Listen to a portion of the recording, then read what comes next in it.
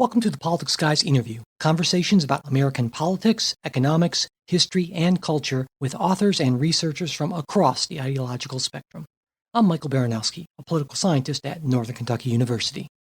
My guest today is Onkar Ghate, a senior fellow and chief philosophy officer at the Ayn Rand Institute.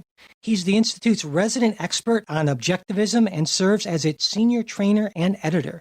He's taught philosophy for over 10 years at the Institute's Objectivist Academic Center. Dr. Ghate is a contributing author to a number of books on Rand's fiction and philosophy, and his writing has appeared in venues that range across the ideological spectrum, from Huffington Post to CNN to Fox News and Business Week. He's been interviewed on national and international radio, including NPR and BBC Radio, and has appeared as a television guest on CNBC, KCET, Fox News Channel, and the CBS Evening News. Dr. Ghate studied economics and philosophy at the University of Toronto and worked in the financial industry prior to joining the Ayn Rand Institute in 2000. He received his doctorate in philosophy in 1998 from the University of Calgary. Dr. Ghate, welcome to the show. Thanks. It's a pleasure to be here. You know, I should mention, I had, like I guess a lot of folks back in college, I had sort of an experience with Ayn Rand. Back then I was really this sort of super conservative, fire-breathing anti-communist. And I remember picking up one of her books. I don't recall the title. I didn't quite get that far, but I remember that the philosophy appealed to me at that time. And, you know, I can't claim right now to be expert in her work. That's why you're here. But like a lot of people, I have some impressions about what Ayn Rand is all about. And for me, the first word that comes to mind when I hear about Ayn Rand or objectivism is, selfishness. My sense of things is that her philosophy is about looking out for number one, praising those who are successful in kind of an almost heroic way, and basically disdaining anyone who isn't successful. And I thought a great place to start, because I think a lot of folks probably share my conception.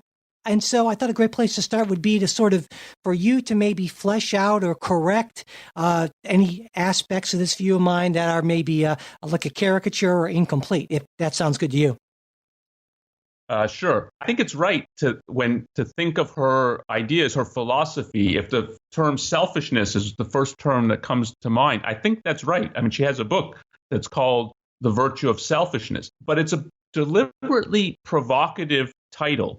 And she's trying to redeem and reclaim the term selfishness. So it's not the conventional view of what it means to be selfish. And I think that's the important idea here. And if you think of the contrasting term, selflessness, so to be selfless, without a self, you think of that as a person who gives up his own interests, his own happiness, his own welfare for the sake of other people. And that can be often a term of praise, but it's often also a term of, or at least people think there's something wrong with it. If you're in a friendship, and it's completely one way. It's always you doing everything for your friend, and you're getting nothing in return. It's always their interest, their happiness, their welfare, what's happening in their lives that's important. Your life doesn't count. We think there's something wrong with that. It's not a real friendship, we think, because it's not a relationship where both people are benefiting. And when she uses the term selfishness, it is a focus on your own self, your own interest, and your own happiness. If you think back to the founding fathers in creating a new nation, one of the most radical ideas is that in America, you can pursue your happiness, and that means your own happiness. And that's what she's talking about when she's talking about selfishness. But then there's a question of, what does it mean to actually, to properly, to rationally pursue your self-interest, your happiness, to be selfish? And she completely rejects the idea that your two choices in life are either to give up, to sacrifice your own interests and happiness for the sake of other people, or to sacrifice their interest and happiness, so to make them victims in the pursuit of your own interest and happiness. So what she advocates is a life that is devoid of sacrifice, neither sacrifice of self to others or of others to self. All proper human relationships should be a trade. Both people should be benefiting. And whether you're talking about an economic relationship where both people in a trade are expecting to be better off as a result of the trade, or in the spiritual realm, in a friendship, both people should be benefiting from the relationship. And that is how one should think about being selfish and one's relation to other people. So it's a very different view than the conventional view. So, it almost sounds to me that maybe the idea of redeeming the word might have been trying to do a bit too much, because when you explain the concept, obviously, that I think that makes it seem a lot less of a negative, pejorative thing. But trying to disassociate the word selfishness from that's a pretty tall order. It is a tall order, I think. It's a tall order because the terms have been deliberately corrupted. That it's to the people preaching that one should be selfless, or as she'll often put it, altruistic. And that means altruism is a Latin term that means other. It's others above self. That's the common view of morality. And if you're teaching that morality, it's in your interest to position the choices as only two. Either you have to give up self for others, or you're going to make everyone else a victim. So you either sacrifice for the sake of other people, or you exploit other people. And those are the only two choices. And when presented with those two choices, I think most good people will say, I'm not going to victimize and exploit other people. So I guess what I have to do is give up my interest, my happiness for the sake of other people. I guess I have to be altruistic. And what she's saying is those two choices are not exhaustive and they're both wrong. But whether you use the term selfish, or you use the term self-interest, or you use the Latin term, the counter to altruism, egoism, all these terms have been corrupted. That an egoist is someone who exploits others. That if you pursue your self-interest, you don't care about the interest of other people. All these terms, their connotation is there's something moral about them. And so this is not a linguistic issue. It's what she's trying to do is redeem our moral concepts and get us to think about morality in a very different way. And it's not as though she only uses the term selfish. She uses the term self-interest. In the virtue of selfishness, she uses the term egoism. Indeed, the subtitle of the book is a new concept of egoism. She uses the term self-interest. She uses the term happiness. So she uses all these, but what she's advocating is a new moral view. And one has to think about it like that it's something new. You haven't seen this before. So clearly that's a fundamental misunderstanding or misconception that a lot of people have. Certainly one that I would say that I had. Are there any other things that you commonly hear that you would say are common misconceptions about her philosophy? Yeah, so that is certainly one of what she means by the term selfish. She's often grouped with conservative thinkers, and she was very critical of the conservative movement as it was rising and growing in the 50s, 60s, 70s, and 80s. So she did not view herself as a conservative in significant part for I'd single out two reasons for that. Is one, the mingling of politics and religion. So the intermingling of these two, she completely rejected. She thought that you can and must defend capitalism and the free market on rational secular grounds, not on any kind of appeal to faith or tradition. The capitalism, properly understood, is a new radical idea that has to be defended in moral terms and it's about the pursuit of happiness. So she did not view herself at all, or her philosophy at all, as an aspect or an instance of conservatism. She also rejected, we'll probably talk a little bit more about this, that she was a libertarianism. And in particular, here again, to single out two aspects of that. She rejected the idea that anarchy is at all compatible with freedom and with the rights of the individual. She properly thought that anarchy, that it's a creature in politics of the Marxists, and it belongs there, not on the side of advocates of free markets. And in the 60s, 70s, the libertarianism and the movement is growing, and there's a huge amount of anarchy in it that she's completely rejecting. And she's rejecting also that she sees a real anti-Americanism in aspects of that movement that was growing during her time. She's an advocate in foreign policy of American self-defense and of a powerful military, and that if you have a powerful military, you won't have to use it very often. So, she has many radical, controversial views that you haven't heard before, likely. She opposed, for instance, the entry into World War II and thought it's a sacrifice on America's part to enter World War II. But she advocated that it have a powerful military, but that it stay out of most military conflicts. So that's on the political realm.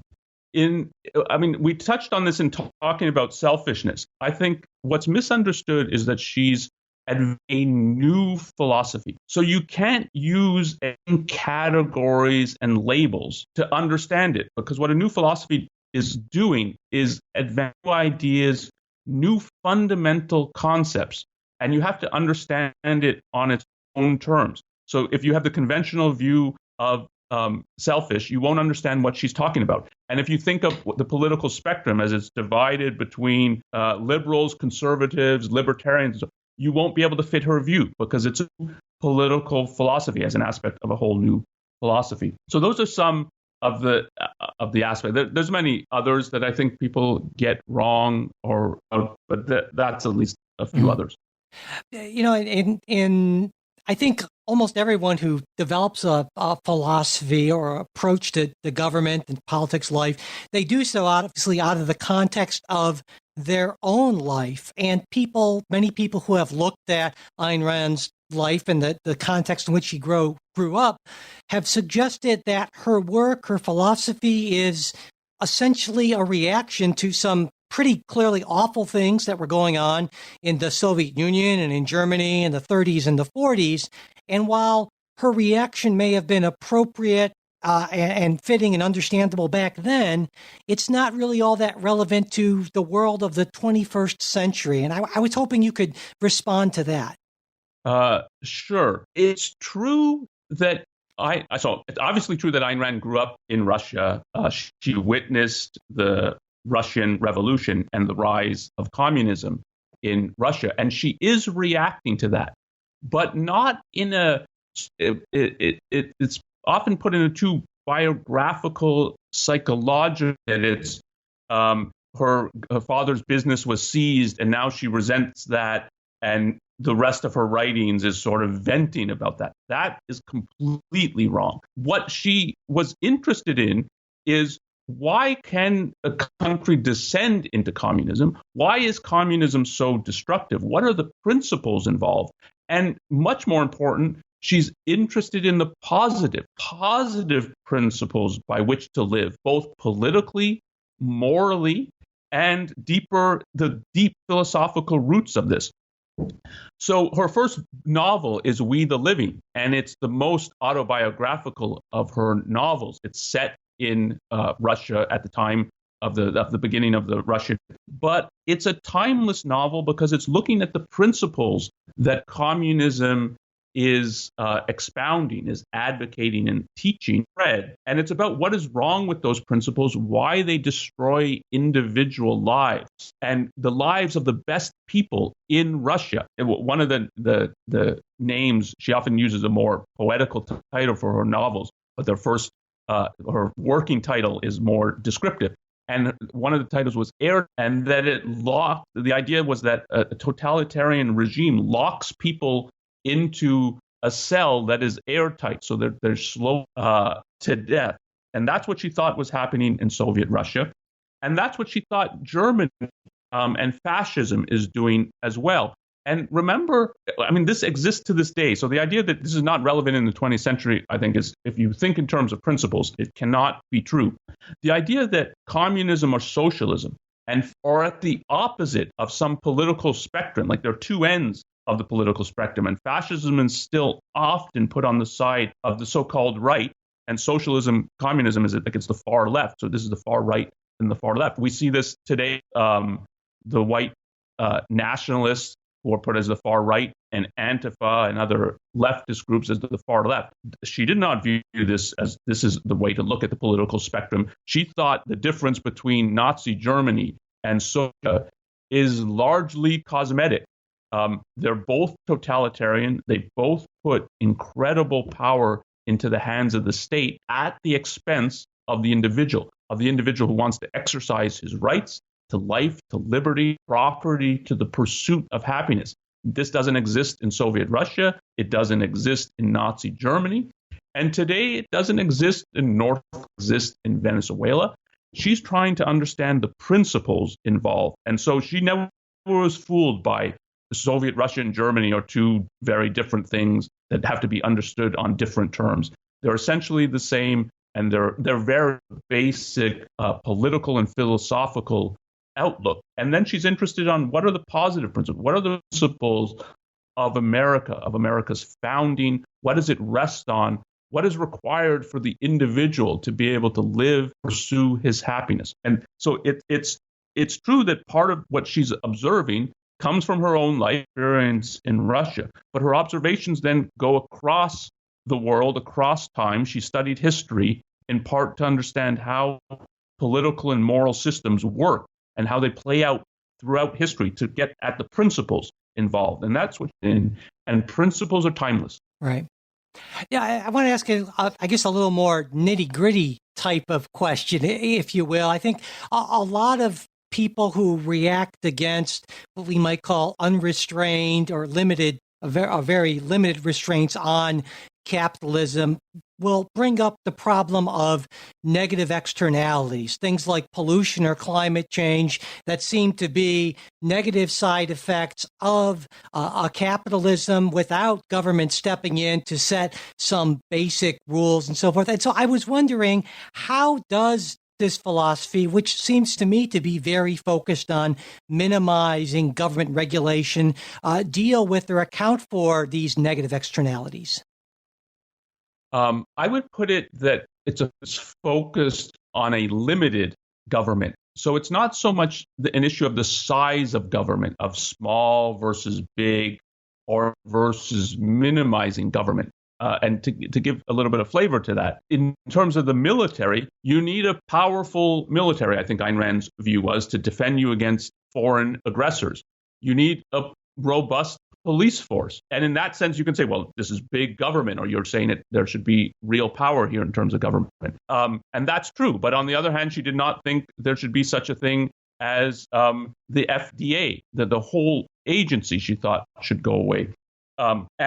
So it's not an issue of the size. It's about the functions of government and why those functions. And the basic fundamental function of government is to protect the rights of the individual. So she agreed completely with the Declaration of Independence here, that governments are instituted to protect these rights. That is, the rights named in the Declaration: life, liberty, and during the time it would be life, liberty, property, and the pursuit of happiness. That's what the government is about. And when you talk about externalities, there's both negative and positive externalities. So in the living of your life, and in thinking, in speaking, in creating, in producing, in creating new property, new wealth, your actions affect other people, and they can affect them in a positive way. They can learn from what you're doing and see, oh, that's an interesting way to go about trying to build a house or to solve this problem. Going to adopt some of what you're doing. So they can learn from you, which is an enormous positive externality. But your actions can also have negative effects on other people. And what the law is about, a crucial aspect, is in determining when those negative effects are actually a violation of another person's rights. So when your actions are actually trespassing on the rights of other people, and rights are, what they do is they establish a sphere of action in which I'm free to function as I judge best. And if you start to encroach on that, then I can no longer function in that area as I judge best because you determine what is going on.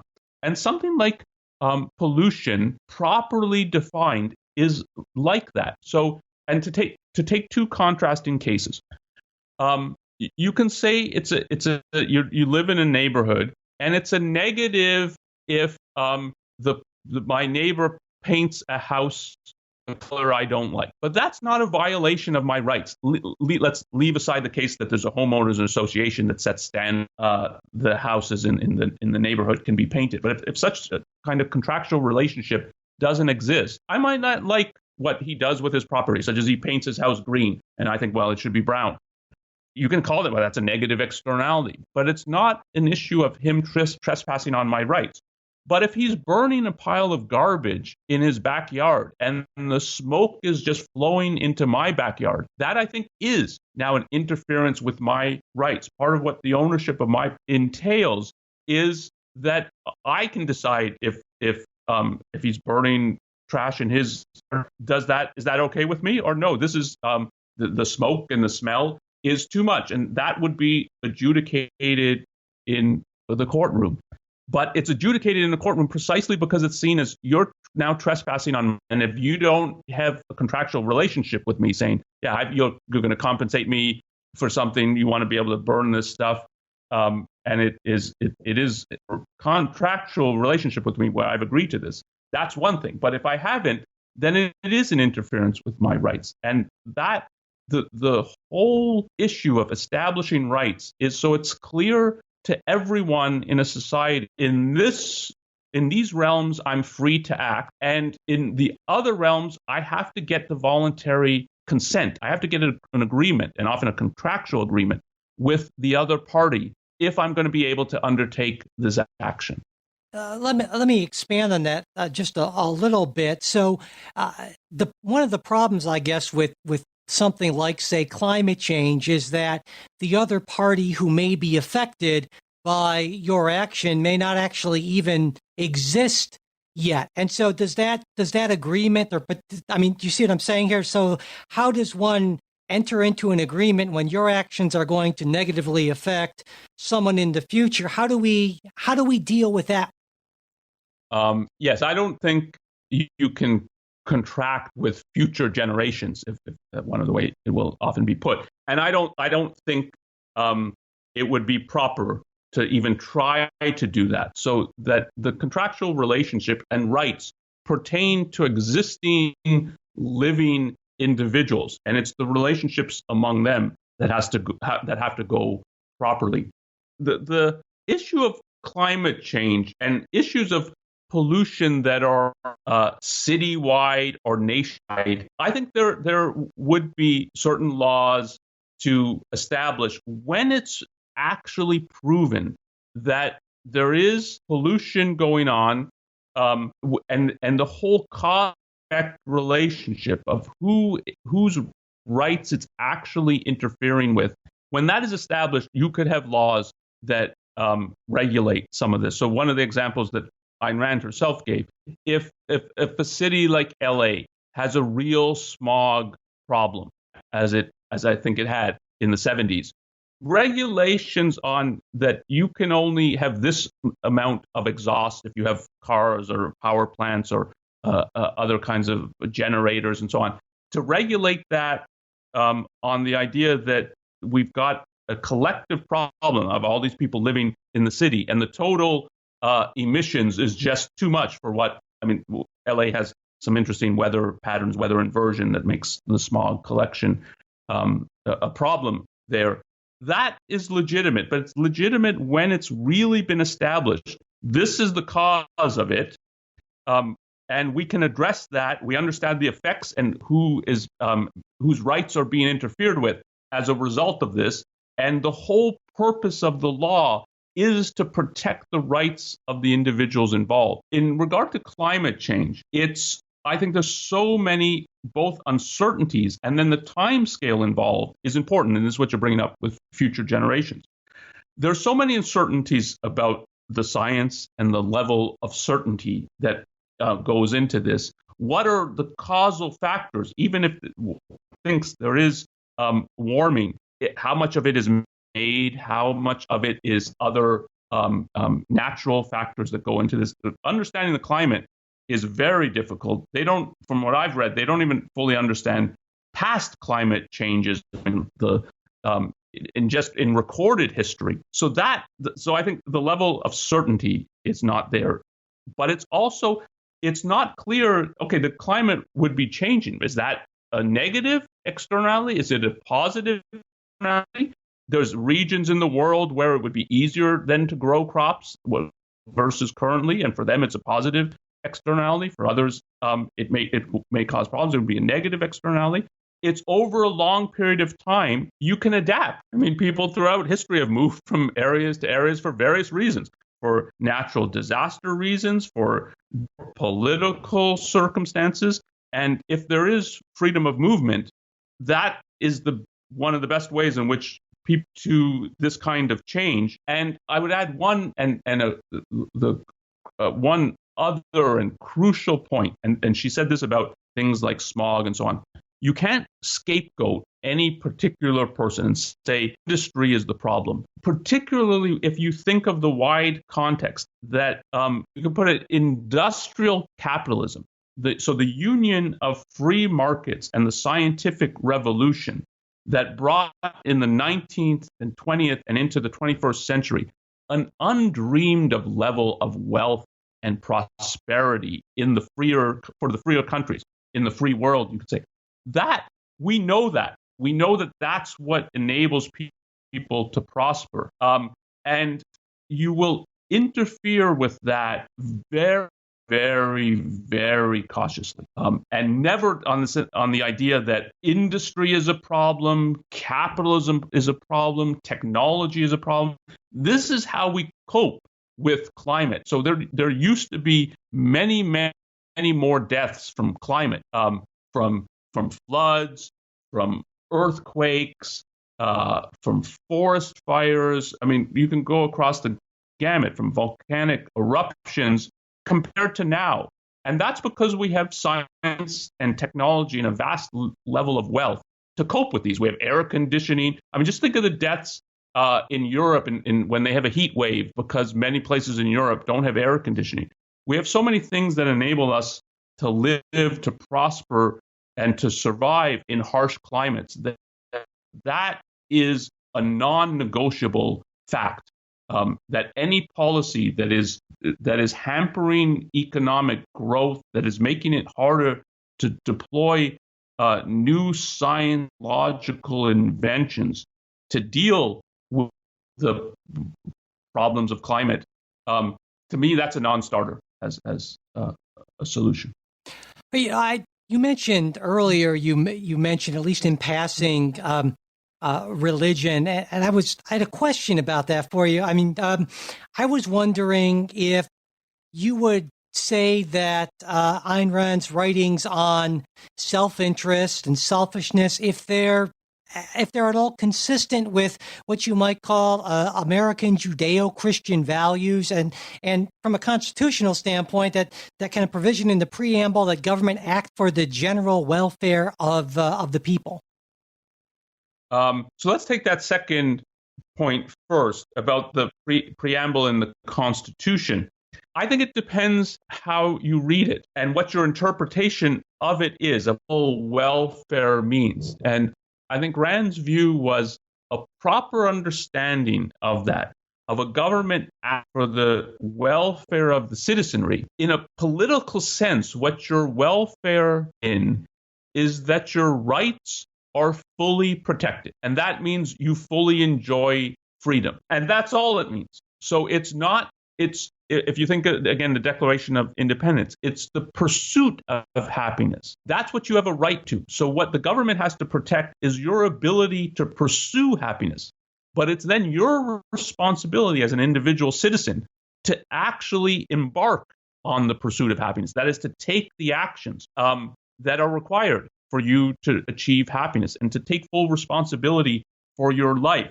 So on Rand's view, what rights do is protect your freedom of action. Then you have to act. And that's the choice of each individual. And some individuals might not make it fully. And if they don't make it fully, then they're not fully pursuing their own well-being, their own welfare, their own happiness. And that's an issue for them, not for the government to step in and then say, okay, well, I'm going to pay for your retirement through Social Security. I'm going to provide for your health care through Medicaid and Medicare. It's not for the government to step in and then try person's life for them. That's what is meant, or that's how the general welfare clause is interpreted. She thinks it's wrong. It's either wrong in the interpretation, or if that's what fathers in part meant, then they were wrong. And she thinks not fully understanding what the principle of individual rights really means and what the government's function and only function is to secure an individual's rights, but not to live a person's life for them. On the issue of America as a Judeo-Christian nation, or it's embedding Judeo-Christian values, I don't think that's right. I don't think that's how Rand viewed it, certainly. That is, she did not think of America as a Judeo-Christian nation. She saw America, rightly, I think, as a nation of the Enlightenment. And what the Enlightenment was it's the pro-reason, pro-science age in Western history. So you're coming out of the Middle Ages, you get the Renaissance, which is a rediscovery of ancient learning, of Greek and Roman learning, both sort of at a scientific level, a scientific philosophical level, in terms of the arts, and also the political achievements of Greece and Rome. There's a rediscovery of that, and then a growing understanding of that when you're moving into the later parts of the Renaissance. And then there's the advent of modern science with people like Galileo, modern science and mathematical science, and culminating in the Age of Enlightenment with Newton, who was a revered figure. And she saw it was those ideas that led to the idea of the importance of the individual, that he's capable of living his own life, that he's capable of thinking for himself and guiding himself towards happiness. And that this is true of every individual, not of just philosopher kings, not just of the aristocracy. It's true of every individual if he's given freedom, that he can think for himself and he can build a life for himself. So you get the idea of individual rights that are being broadened. That first it's true that it's thought much more in terms of just of males, but if you understand the principle, it applies regardless of an individual's race, an individual's gender, and so you get that idea in the Enlightenment that's starting to form, and it's growing, and that's what leads to the creation of the United States of America. So she saw it as it's a nation of the Enlightenment, and the Enlightenment was a secularization of the Western mind. So it was in many ways tossing out religious values, Judeo-Christian, because those had dominated in the West, but more widely the religious approach as such. And something like the separation of church and state is you can think of as a microcosm of the whole viewpoint.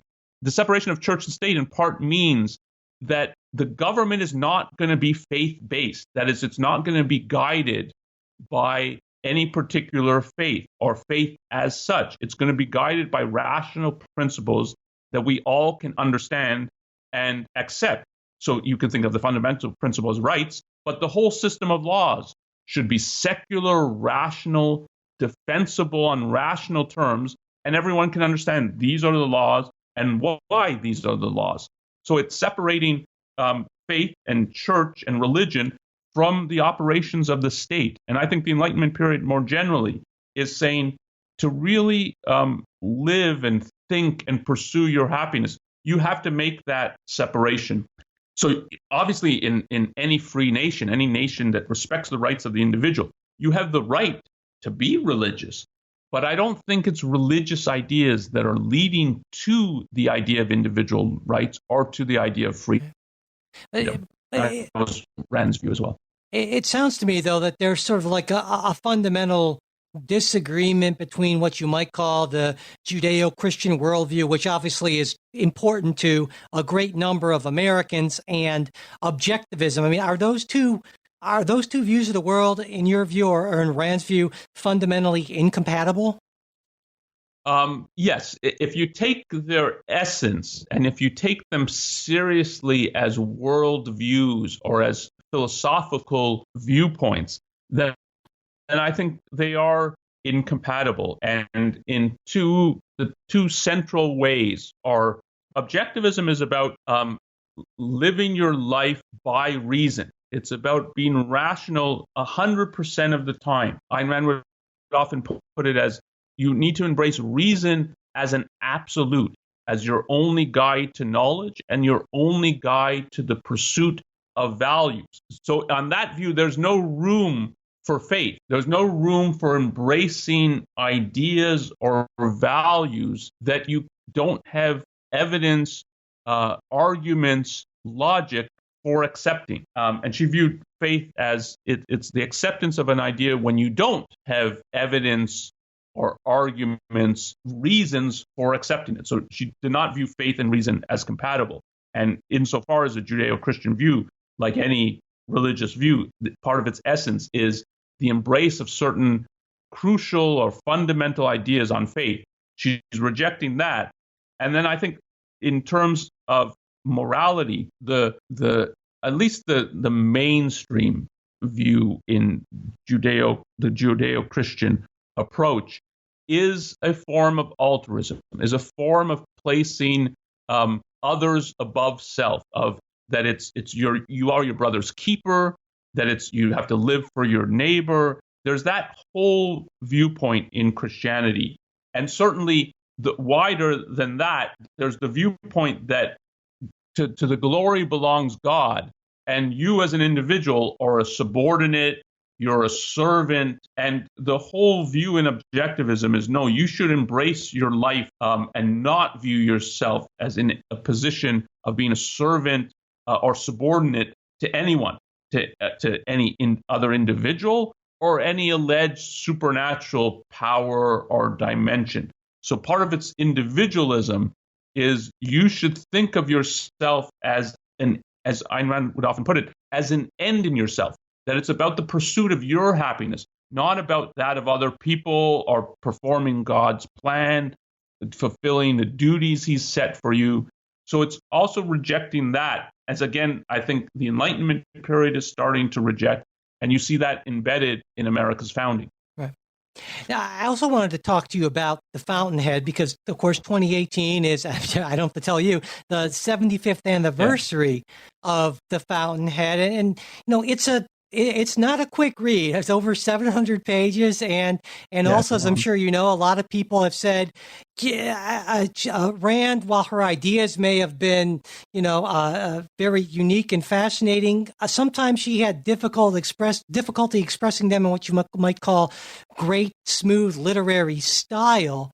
But despite that, it's 3/4 of a century later, and people are still reading it. So I got to ask you, why do you think that is? Well, I think one part of it is I do think she was a literary stylist, but people will have very strong reactions to any artist who has a very developed style. For some people, that style will really resonate. And I'm one of those people, but I think one of the reasons Ayn Rand continues to have hundreds of thousands of people a year read her novels is that many people have the experience that this is great fiction and great just in terms of the fictions, so the literary style. But other people will have a strong reaction. This style is not my style because it is a developed style, and will find it off-putting. So you have many people have very strong positive reactions to Ayn Rand's novels and very strong negative reactions. And I think that phenomenon exists. It's even more pronounced of why it exists. Or another crucial contributing contributing cause, not just her as a literary stylist, is the idea embedded in the novel. They are challenging, they're controversial. Many have, I think, the reader has never encountered before. And again, you can have a very strong reaction of, oh, this is interesting. This is new. I want to think more, explore more about this.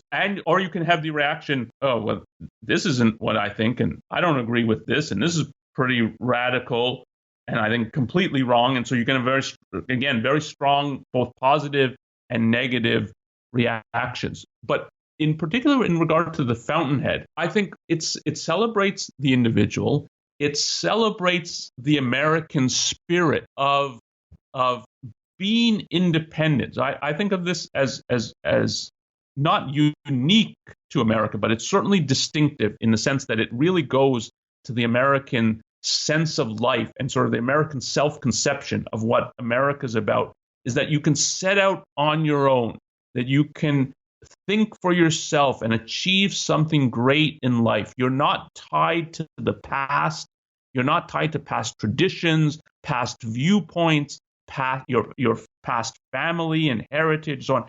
You can venture into the new, and you can do that at a level of business, of building a life for yourself. But what the Fountainhead is about also is you can do this for your whole life, and you can have a whole new viewpoint on life and a whole new philosophy.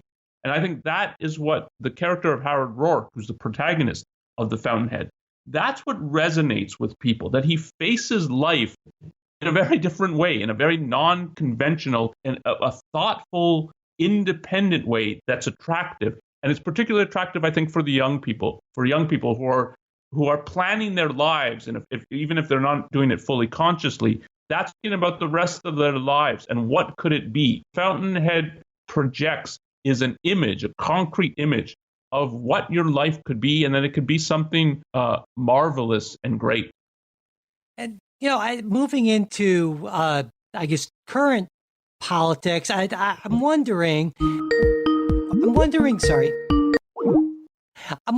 what you think Ayn Rand would think about Donald Trump as a leader. I mean, to what extent does he embody the ideals, the worldview of objectivism?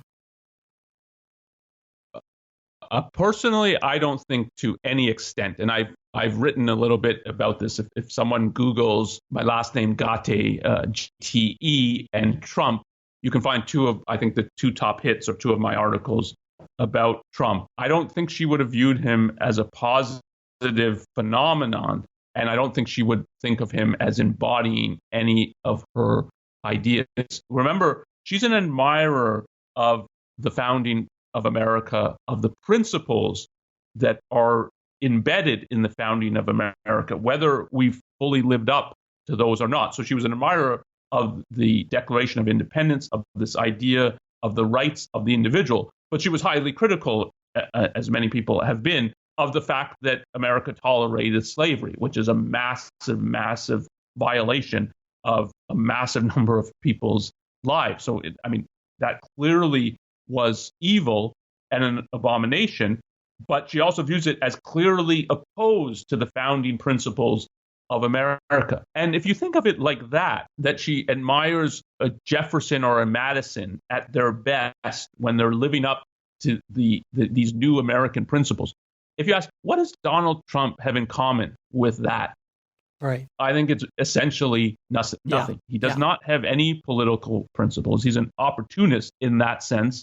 And I think as a new political phenomenon, when you're talking of rising to the highest level of political office as president, he's amoral, that he's without any moral views or really moral conscience or compass. And I think this is it's a very dangerous phenomenon politically, that someone who doesn't really care about right or wrong can be elected to the highest level of office and still have some significant support, though he's obviously still has a lot of vision.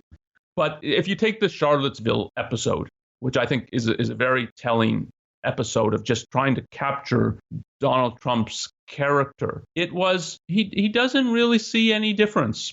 White supremacists and those demonstrating against them. And it's true, demonstrating against them. I have a very negative view of Antifa, but those were not all the demonstrators in Charlottesville. And it's a completely amoral outlook. I think of it as a kind of gangster mentality. And so even if there's some isolated policies or enactments of the Trump administration that in a different context you might positive, and as a positive from the perspective of trying to establish a more limited rights respecting government. And you might say some of the tax policy is like that, though it doesn't cut government spend. I think some of the policy in isolation you could look at like that, though some of the foreign policy episodes, such as the cozying up to North Korea or abominations, you can look at some isolated things and, okay, maybe that would be in alignment. But that's not the way to look at it. I think you have to look at the actual phenomenon as a whole. And I think this is not a movement towards freedom, but it's a movement towards a government being able to wield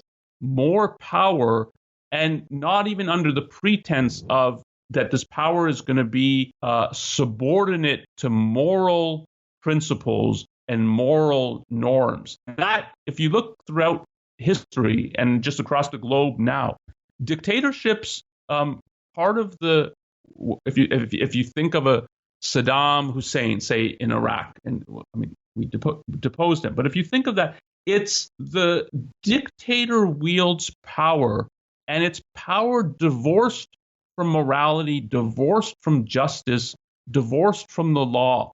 And one of the great accomplishments of America, and this is the way Rand put it, is that it subordinated society, and this includes government, to moral law.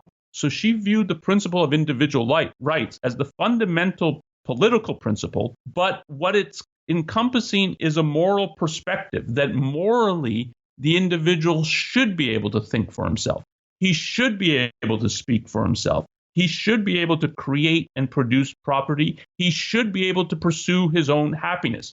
And we're creating a political system in which a moral individual can act and properly pursue his life, something in his life. And if you divorce political power, which is the power of the fist or the gun, or put it in a different way, if you divorce law from justice and from morality, you're preparing yourself for people to be able to wield dictatorial power. That is power unchecked by the principle of justice and by any moral norms. And that's a very, very dangerous phenomenon. So I view this politically as a negative. Well, so Donald Trump is a negative, I guess we could call him a negative exemplar. Maybe we can end on a more positive note. And let me ask you this. Do you see any prominent political figures in the United States, maybe someone in Congress or a governor or something, who at least comes close to embodying what you see as the positive pro-freedom, pro-rationality ideals of Ayn Rand and objectivism? Unfortunately, I don't know of any. Now, that doesn't mean there might be some people out there who I would think that I just don't know of. But I think politically, part of what's happened is both the Democrats and the Republican, so our two major parties, have been pushed in very bad, and in part, this is the sort of the way it's playing out. One side pushes the other in bad. So I view somebody like a Bernie Sanders, who's, you might think of on the Democrat side as the equivalent of Trump in that he has a base. It's a minority base, but it's a base that's very enthusiastic about him as a political figure and potential president. And the embrace there of socialism and the ideas of socialism that have been tried and failed everywhere they have been implemented, that you can have that as this is a celebrated political figure, I think is very problematic. And the the better Democrats in the party don't know how to function because they don't know if they want support. It seems like that's the direction you have to go. Right. There's something very problematic with that direction. And it's the same on the Republican side. I mean, they talk of Trump now as a kingmaker and that you need his support to win in congressional districts and so on, particularly when we're talking about getting the nomination. So the Republican base that's active. And I think that's very problematic. So it makes it for better figures. I think it's very hard for them to operate right now. And that's part of what's the problem with our political the sort of landscape right now. So I think there's a reason why you don't see figures, or at least I don't see figures that from a pro-individual rights, pro-freedom perspective that are emerging on the political scene, because the parties are pushing, both of them are pushing, I think, in a freedom direction that's very problematic. I do think there's things, so if you ask sort of what policy one could get behind, there's things to say, but of a particular political figure, I don't have one that I'm enthusiastic about. Yeah, well, unfortunately, we may differ in some of our philosophical commitments. I unfortunately have the same problem that you do on that. So, well, with that, we will end. And Dr. Ghate, I just want to thank you so much for taking the time to talk to me today. Oh, thank you very much for having me on. It was a pleasure talking to you today. That's it for this episode. Thanks for listening. Support from listeners just like you is what keeps the show going, and we truly do appreciate it. If you're interested in joining our great group of Politics Guys supporters, you can go to politicsguys.com and click on the Patreon or PayPal links you'll see there. And if you want to support the show without spending anything, you can subscribe to the podcast on iTunes, Pocket Cast, Stitcher, or whatever other podcast app you use. Share this episode with your friends and followers, and pass along our new show posts and tweets on Facebook and Twitter. Leaving reviews and ratings on iTunes also helps. If you've got a question, comment, correction, or just a random thought you want to share with us, you can reach us at mail@politicsguys.com. Our Facebook page, where you can message us and where we post things throughout the week, is facebook.com/politicsguyspage. We're also on Twitter @politicsguys. The executive producers of the Politics Guys are Michael Baranowski, Jay Carson, Trey Orndorff, and Bruce Johnson. Today's show was produced by Michael Baranowski. We'll be back with a new show on Saturday. We hope you'll join us.